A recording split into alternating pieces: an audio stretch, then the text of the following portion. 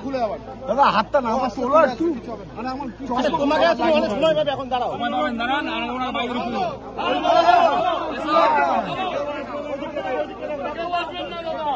বাচ্চারা কিন্তু অসুস্থ কেউ নাচে না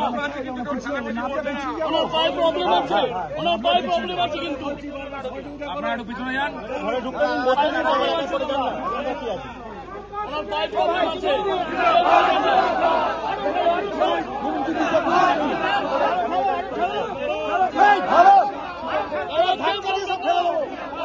প্রবলেম আছে ভাঙা করো